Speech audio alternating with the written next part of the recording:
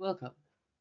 In this tutorial, we write a JavaScript program that calculates the volume of a cone using the standard geometric formula.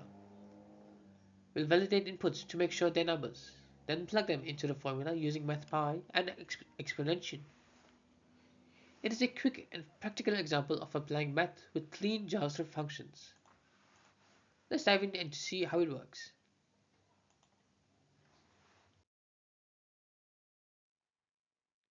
The formula for the volume of a cone is pi times the radius squared times the height, all divided by 3. We want to implement this in JavaScript. Take in the radius and height as arguments. We'll also need to handle input validation to make sure the user isn't passing invalid values like negative numbers or strings.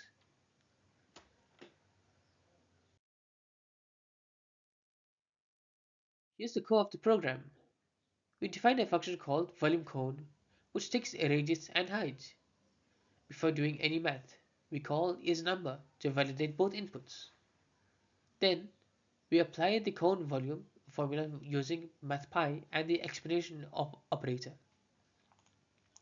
In short, it is short, readable, and robust against bad input.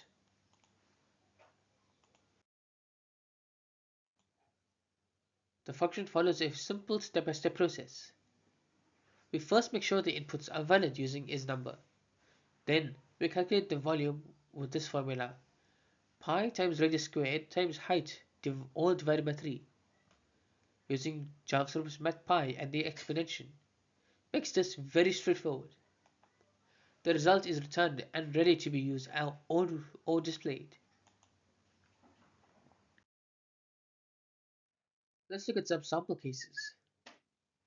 When both values are valid, like radius 3.0 and height 7.0, we get the correct volume of around 65.97. If radius is passed as a string, the code throws a type error. If it is a negative number, we get a generic error that inputs must be positive. This makes the function safe and user-proof. This calculation has several real-world uses. Engineers use it for volume calculations, designers use it in CAD tools, and game developers might use it to model shapes. It is also a great way to teach math students how to code and geometry intersect. Let's wrap things up.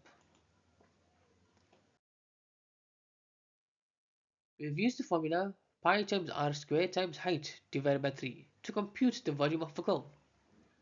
We've wrapped the logic in a reusable function and made sure our inputs are safe. This is a great little project for applying math in JavaScript. Thank you for watching. If you enjoyed this video, please make sure to like, share, and subscribe for more JavaScript tutorials. I'll see you in the next one.